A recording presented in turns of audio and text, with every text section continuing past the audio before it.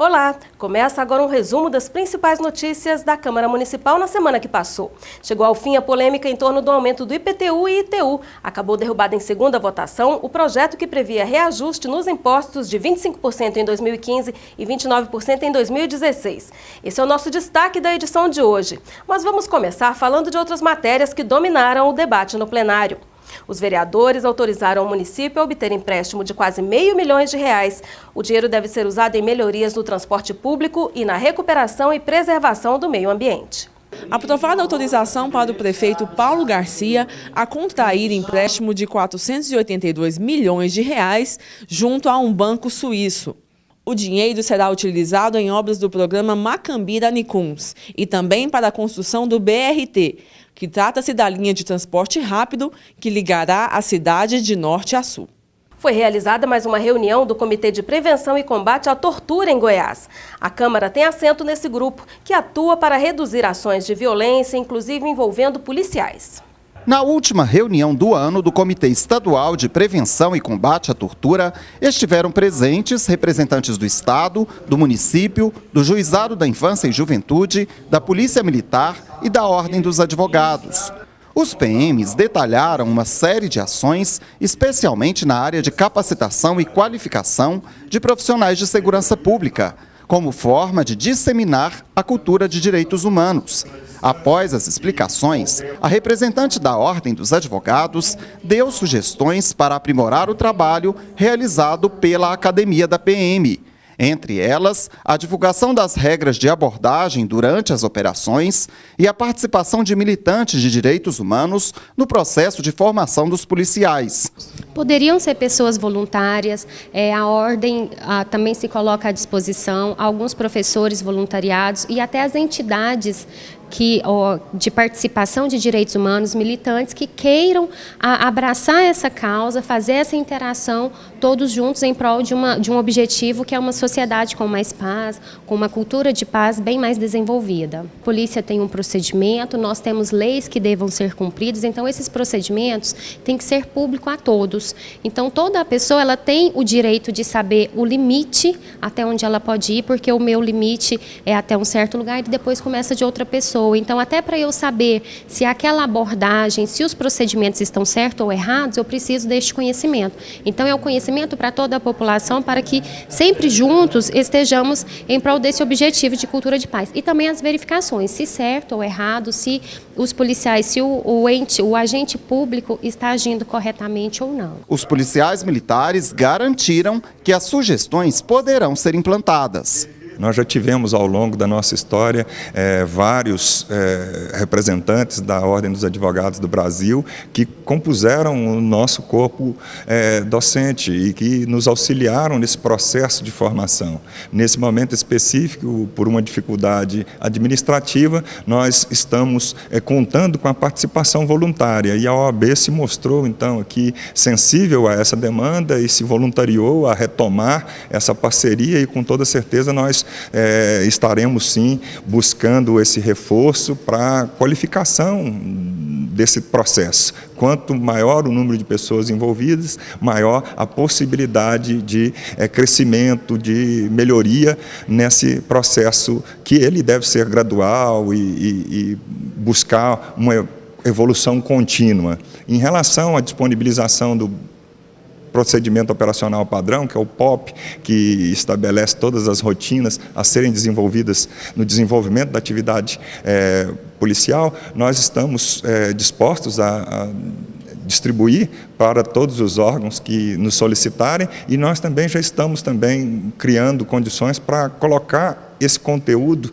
na internet, no site da Polícia Militar, disponível não só para as instituições, mas para todo cidadão.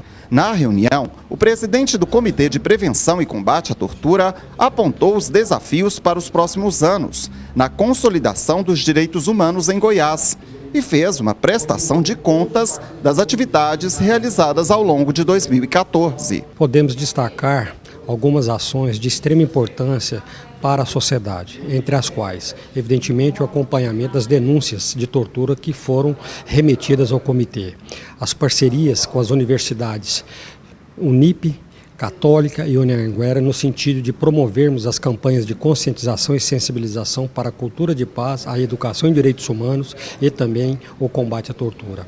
O nosso projeto de lei estadual é em consonância com a nova lei federal de 2/8/2013, a lei número 12.847, que instituiu o Sistema Nacional de Prevenção e Combate à Tortura e o Mecanismo Nacional de Prevenção e Combate à Tortura. Outros pontos relevantes foram o sinergismo e a parceria do Comitê com a Secretaria de Direitos Humanos da Presidência da República e especificamente com a Coordenação Geral de Combate à Tortura no Brasil. Podemos também destacar o programa Meu Guri, em parceria com o Juizado da Infância e da Juventude, para mudarmos a realidade do socioeducativo, como todos vêm acompanhando, amplamente divulgado pela mídia e com uma atuação bastante eficiente do comitê no sentido de buscar soluções para o problema. O vice-presidente do comitê e a vereadora Cristina Lopes, que integra o grupo, destacaram a importância da união de esforços para a conquista de direitos civis. Tanto o grupo do Estado como o grupo da sociedade civil discutem as questões em conjuntos e aí o resultado é excelente. Na hora de buscar a solução, quer dizer, também, além de discutir, cada um pode contribuir com a parte que é responsável. Com certeza, esta é a realidade do nosso comitê. Os olhares são muito diferentes, são muito diversos, então é um comitê onde a gente aprende muito com o trabalho dos outros conselheiros e com a participação dos outros conselheiros. Eu só tenho a agradecer, né, a contribuição que a gente pôde oferecer é muito pequena diante de tudo que eu aprendi, do que eu vivi. Eu tenho certeza que toda a sociedade, o desejo maior, independente de raça, de gênero, independente de condição socioeconômica, o que todas as pessoas querem hoje no Brasil, e Goiânia não seria diferente, é segurança. As pessoas querem ir e vir com segurança, querem viver dentro da sua residência com segurança, porque a violência está batendo na porta de todos. Então é isso que esse comitê busca, através de suas ações, construir uma sociedade de maior harmonia, uma sociedade onde todos tenham mais segurança. Carlos Soares é o novo líder do prefeito na Câmara. A vereadora que deixou a função explicou os motivos. Após quase 2 anos como líder do prefeito na Câmara, a vereadora Célia Valadão renunciou ao cargo nesta semana. Eu tive assim a realização de um trabalho que foi feito com muito carinho durante quase 2 anos. Fui líder do governo dessa casa e entendi que já estava naturalmente, né, no tempo de deixar o prefeito à vontade e eleger uma nova liderança na casa. Então, nesse momento, assim, tenho essa tranquilidade em dizer que cumpri a minha missão com muito respeito, com muita dedicação, e agora deixar o prefeito bem à vontade para indicar o seu novo líder nessa casa. Eu não segui a orientação do meu partido. Eu segui uma orientação pessoal mesmo, onde eu entendi que nesse momento eu estaria entregando a liderança, mas não foi orientação de partido e nem assim essa discussão de como foi colocado aqui agora. É uma decisão pessoal mesmo. Continuo sendo base, estarei sim fazendo o meu papel, visando o bem da cidade, que fique bem claro isso, o bem da cidade, o sucesso da administração, consequentemente será a minha satisfação, porque toda a população ganha com isso. A seguir você vai ver definidos os vereadores que vão compor as comissões permanentes da Câmara nos próximos 2 anos. E chega ao fim a polêmica em torno do projeto de reajuste de IPTU e ITU em Goiânia. Quer saber os detalhes? Não sai daí!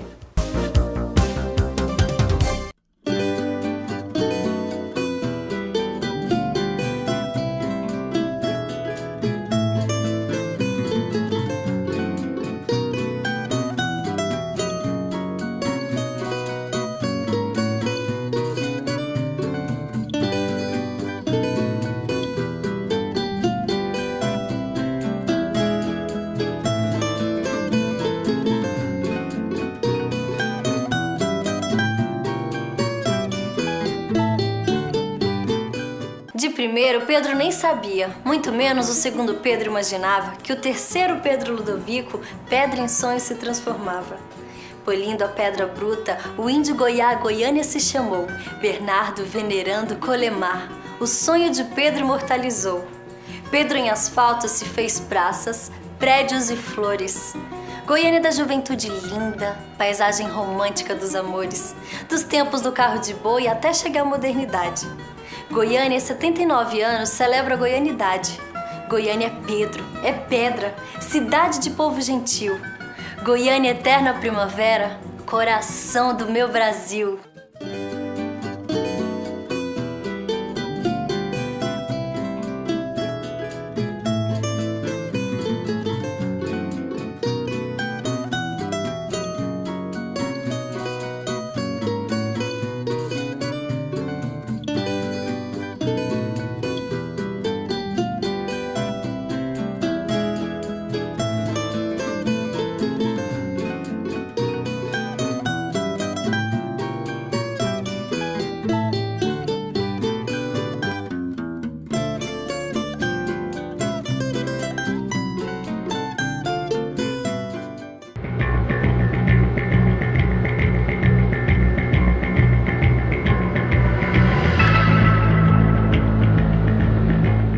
Esse prédio na Rua 26, esquina com a Rua 25, no centro da capital, abriga o Museu Pedro Ludovico Teixeira. Mas antes foi a casa do governador de Goiás. As obras de construção começaram em 1936. A primeira reforma ocorreu 4 anos depois, quando a planta foi modificada. As outras reformas foram apenas para a manutenção do prédio. O museu faz parte do patrimônio Art Deco de Goiânia. De volta com as notícias do Legislativo de Goiânia, a gente fala agora da composição da Câmara nos próximos 2 anos. Com a eleição de Anselmo Pereira para a presidência, foram aprovados os nomes que vão ter assento em cada uma das 17 comissões permanentes da Câmara. O anúncio da composição das comissões foi feito no plenário depois de horas de negociação a portas fechadas. Oposição e bloco moderado juntos ficaram com a presidência de 11 comissões permanentes e a base de apoio ao prefeito com as outras 6.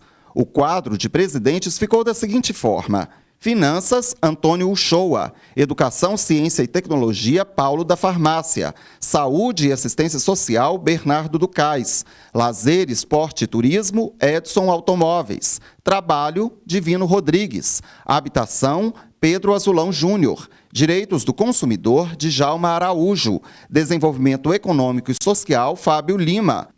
Idosos, Paulo Magalhães. Direitos Humanos, Cristina Lopes. Obras e Patrimônio, Wellington Peixoto. Criança e Adolescente, Clécio Alves. Legislação Participativa, Cida Garcês. Meio Ambiente, Paulinho Graus. Segurança Pública e Patrimônio, Davidson Costa. As 2 comissões mais importantes ficaram com Elias Vaz, na Constituição e Justiça, e Tiago Albernaz, na Comissão Mista. Os 2 comentaram como será o relacionamento com o prefeito agora que a oposição está fortalecida. Que nós queremos garantir uma ampla transparência e debate com a sociedade, né? Nós não vamos usar de artifícios para, na verdade, impedir a votação. Jamais vamos fazer isso. O que nós queremos é garantir ampla transparência e debate, principalmente nos projetos mais polêmicos, um debate amplo com a sociedade. Essa história de chegar projeto aqui, votar ao apagar das luzes, votar de forma acelerada, projeto polêmico, isso aí nós não concordamos. Nós achamos que isso é desrespeitoso com o cidadão, com a sociedade. O que a gente espera com essas novas conquistas que a oposição adquire agora na vitória da mesa diretiva para o próximo ano, é que a Câmara possa ter uma participação melhor, tanto da sociedade civil organizada e também aumentar o diálogo, né, para com as entidades, para com os segmentos organizados do nosso município, que a gente possa promover um melhor debate dentro da Câmara Municipal. Independente de sermos situação ou de sermos oposição, o que a gente espera é fazer uma Câmara mais democrática e mais participativa aos olhos da sociedade. O bloco de apoio ao prefeito espera que sejam mantidas as condições de governabilidade. A gente espera que, de fato, que o prefeito Paulo Garcia mantenha a sua governabilidade, e isso ele vai ter que construir junto, fortalecendo a sua base, né, e uma aproximação maior com a casa. Acho que, tendo em vista que a presidência, né, foi eleito o vereador Anselmo, né, que é o vereador com o maior número de mandatos dessa casa, com experiência, e que é importante também ressaltar que é uma oposição moderada. Mas tem as comissões também, as principais comissões ficou na mão da oposição, e eu acredito que a oposição vai fazer uma oposição responsável, pensando na governabilidade e no bem da população. Outro nome que ficou definido foi o de Dr. Jean na presidência do Conselho de Ética. Problemas enfrentados no serviço público de Goiânia foram discutidos na Câmara. Profissionais da área reclamaram também das condições de trabalho e falaram dos prejuízos para quem depende do atendimento. O fechamento de unidades de saúde nos fins de semana foi um dos problemas discutidos em uma audiência pública. Servidores da área no município e representantes de várias categorias profissionais também apontaram outras dificuldades enfrentadas nas unidades de saúde da capital, como falta de profissionais, insumos, remédios, estrutura e equipamentos, além do descumprimento de direitos e conquistas de servidores, como não pagamento de adicionais de deslocamento e insalubridade, do reajuste da database e das progressões previstas no plano de carreira. Membros de entidades que representam servidores comentaram os prejuízos para a população que depende da saúde pública. Pode ter tanto de médico que for, se faltar condições adequadas de atendimento, se faltar medicamentos, se faltar estrutura, você não vai resolver o problema da saúde. Então, contratar médicos, sim, para suprir todas as vagas de escalas de plantão, sim, mas dar condição a esse médico. Porque o que acontece? Contrata, o médico entra, quando ele vê a fria que ele entrou, sendo agredido, sendo ameaçado, tendo que assumir responsabilidade, depois sendo processado porque não resolveu o problema. Não é a prefeitura, não é o prefeito, não é o secretário que é processado, é o médico. Então, quando o médico descobre que ele está nessa situação, o que acontece?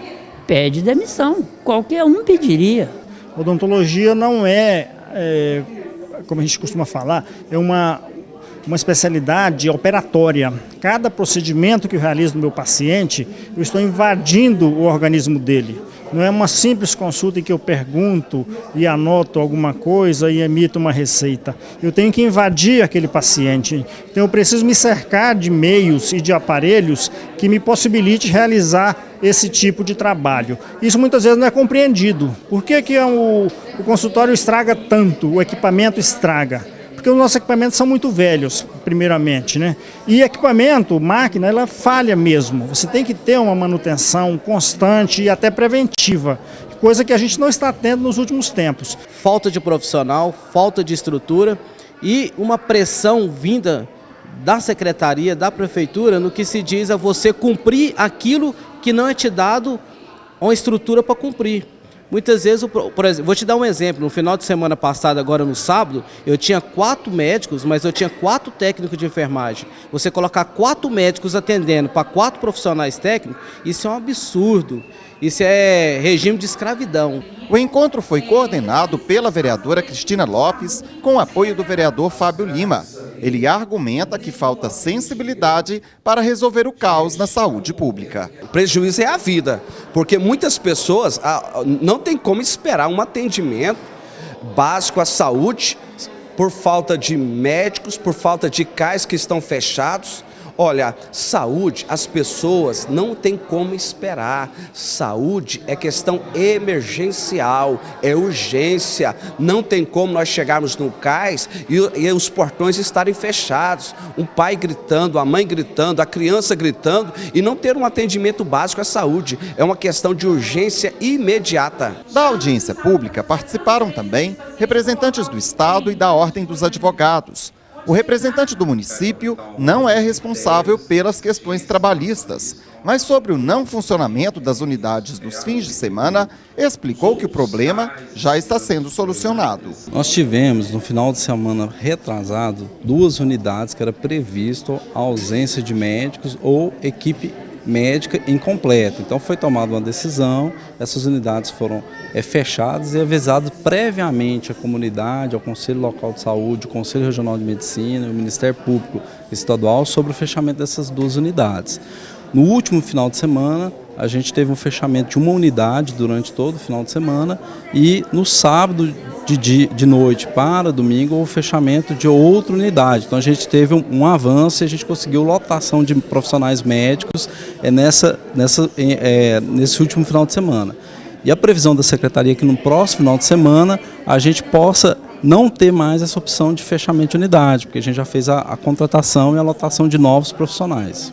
Os problemas e dificuldades apontados na audiência vão ser apresentados a órgãos que atuam na garantia dos direitos não só dos servidores, mas de todos aqueles que dependem do sistema público de saúde. Nós vamos levar ao conhecimento do senhor prefeito, através do secretário de saúde, vamos entrar com uma medida no Ministério Público pedindo a retomada imediata do atendimento nos CAIS que foram fechados e no Ministério Público do Trabalho pedindo que os servidores tenham os seus direitos garantidos com o pagamento, porque eles têm garantia de lei, mas não têm garantia na prática. Porque as pessoas chegam numa unidade de saúde, aquela unidade está fechada ou não tem profissionais para atendimento, essa pessoa tem que se deslocar para uma outra unidade que, na maioria das vezes, é longe, uma é distante da outra. Então, isso gera aí muita revolta para a nossa população, muito sofrimento. E nós temos um sistema único de saúde que dá todas as garantias, é um direito universal garantido pela nossa Constituição. Infelizmente, a população de Goiânia está padecendo com esse atendimento muitas vezes lento e algumas vezes nem acontece o atendimento. E depois de muitas negociações, teve desfecho a polêmica do projeto que reajusta a planta de valores dos imóveis e iria elevar o IPTU e o ITU nos próximos 2 anos. Até o meio da semana, o cenário era incerto e o assunto nem havia entrado em pauta. Logo no início da sessão desta quarta-feira, o novo líder do prefeito, Carlos Soares, pediu a suspensão dos trabalhos para uma reunião fechada entre os vereadores. A expectativa era que acertos finais fossem feitos e o projeto finalmente colocado em votação. Só que cerca de 1 hora depois, o presidente Clécio Alves retornou ao plenário e encerrou a sessão, alegando que não havia projeto a ser votado. O projeto do IPTU ele não está em pauta, em condições de ser votado, porque o governo, o prefeito, o Paço Municipal, através da sua liderança, retirou o projeto. Então, esse projeto ele não está em condições de ser sequer discutido. Então, se caso o governo, o prefeito, através do seu líder, vereador Carlos Soares, decidir que vai devolver a matéria, aí sim ele poderia ser apreciado, coisa que não aconteceu e não cabe a mim dizer que se irá acontecer ou não, porque quem fala em nome do governo aqui na casa é o líder e, nesse caso, o vereador Carlos Soares. Membros da base chegaram a afirmar que a decisão era pela desistência do aumento. Acredito que agora já encerrou esse assunto. Acho que não vai vir essa discussão aí esse ano. Próximo ano, vamos ver, vida nova, vamos ver se tem um trabalho mais sério, mais coeso e há uma comunicação entre o Legislativo e o Paço para que possamos aprovar uma planta que realmente seja coesa aos atuais índices que nós estamos trabalhando esse ano. Para a oposição, essa seria mesmo a única saída para a Prefeitura, diante da iminente derrota do projeto. O melhor a fazer, a nossa proposta é de aplicar o índice inflacionário e estabelecer um processo de discussão com a sociedade durante todo o ano para que realmente a gente construa um outro caminho, um caminho de promover a justiça fiscal em Goiânia e não com foco apenas em aumentar a arrecadação como a Prefeitura estava querendo. Mas numa reviravolta, o líder governista decidiu fazer uma última tentativa e apresentar uma nova emenda, aumentando o IPTU em 29%. Vamos apresentar a emenda, logicamente que o dia é longo, pode ser que a gente construa com os 18 alguma coisa diferente, mas não construindo com os 18, nós vamos com os 29 uma proposta para o plenário decidir. Então nós estamos até propondo abaixo de 30 para ver se agrega vereadores que não estavam presentes, que topam discutir conosco durante o dia.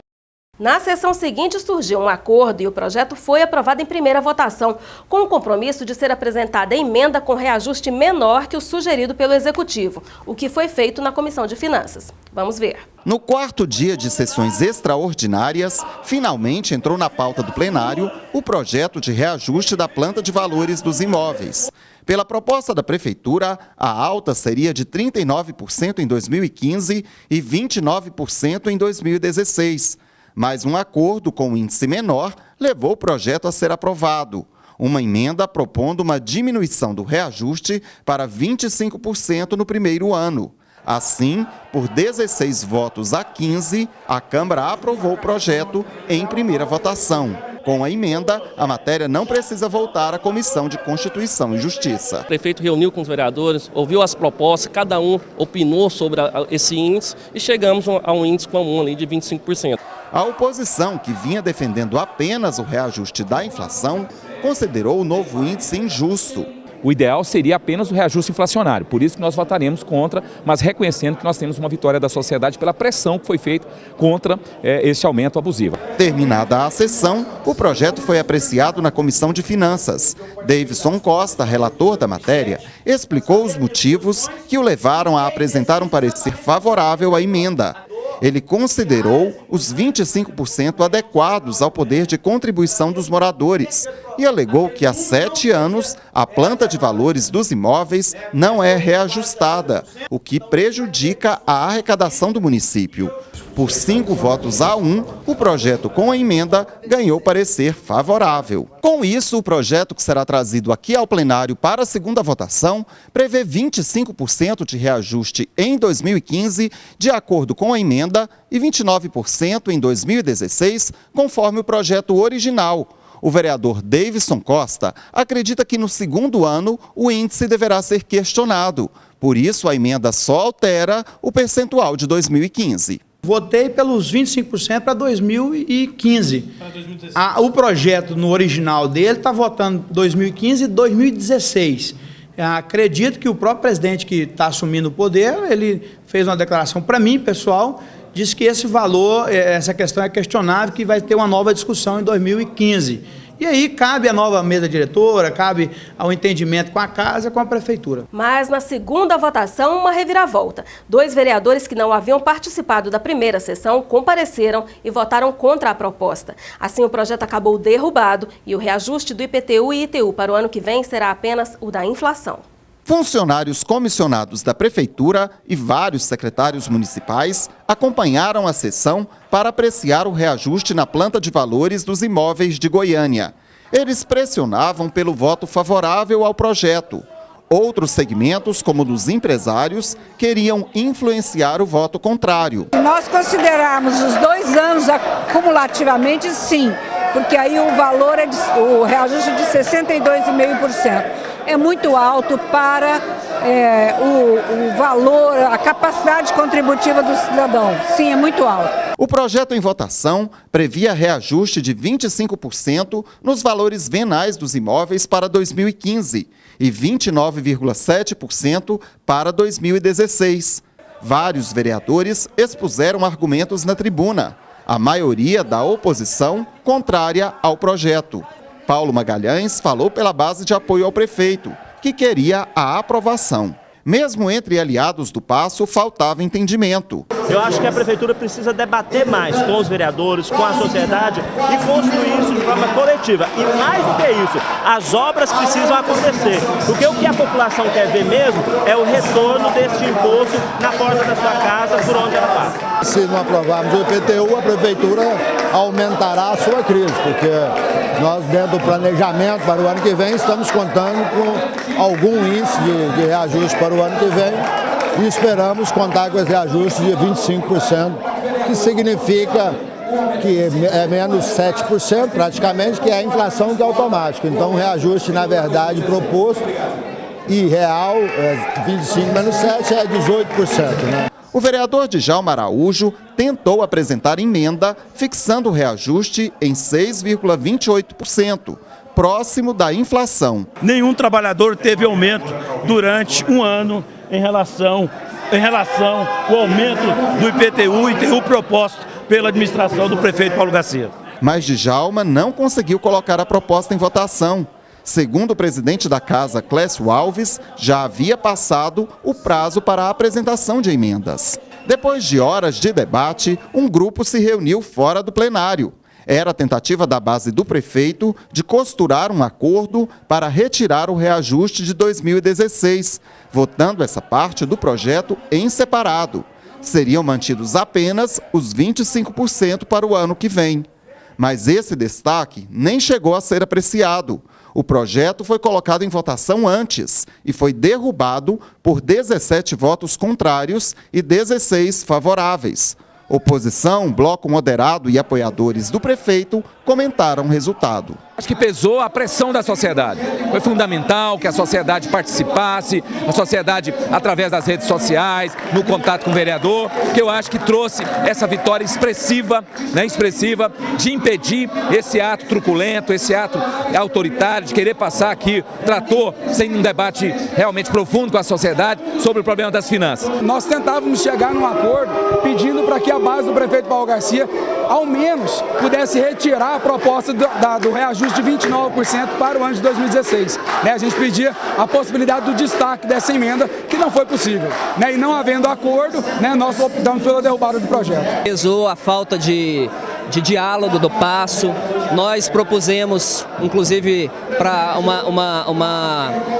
um destaque para que não tivesse os 29% em 2016, até porque eu acho que mesmo se fosse aprovada essa matéria cairia, porque em 2016 é inconstitucional você legislar sobre uma matéria 2 anos antes, principalmente matéria financeira, Então faltou diálogo. E é claro que vários fatores, ontem nós tivemos a derrota por 2 votos, 2 membros do Bloco Moderado não estavam presentes e hoje os 2 membros estavam aqui, fortaleceu essa vitória do povo de Goiânia contra esse aumento que no nosso entendimento era absurdo. É ruim para a cidade porque nós já temos aí alguns anos que não tem um aumento do IPTU no nosso município e agora viria esse aumento de 25% para 2015 no IPTU do nosso município, onde com certeza esse recurso viria para estar estendendo a melhoria da nossa cidade. Nós temos CIMEI para inaugurar, nós temos escolas que precisam de contratar mais profissionais para manter, tem merenda para esses alunos, para os estudantes. Então é preciso pensar na cidade com responsabilidade. A cidade esburaca, tem que fazer o tapa-buraco, tem que ter recurso, a lâmpada queima, tem que ter recurso, tem que ter infraestrutura para que a cidade possa desenvolver com qualidade. E é preciso ter recurso, não se faz administração com milagre, dinheiro não cai do céu. Não teve surpresa, nós sabíamos que isso poderia acontecer, tentamos argumentar, não fizemos o jogo que não seja do convencimento, aceitamos o resultado, acho que foi bom o resultado para a Câmara de Vereadores, que mais uma vez tem uma votação democrática e participativa, representando a vontade dos vereadores. Com o projeto derrubado, o IPTU e ITU em Goiânia só poderão ser reajustados em 2015 e seguindo o índice da inflação, que deve ficar em pouco mais de 6%. E uma última informação, os vereadores autorizaram uma viagem do prefeito ao exterior. Entre 12 e 14 de janeiro, Paulo Garcia participa na Espanha do Fórum Ibero-Americano de Prefeitos. A atividade é promovida pelo Banco Interamericano de Desenvolvimento. Essa foi a Semana na Câmara. Muito obrigada pela sua companhia. Até a próxima edição.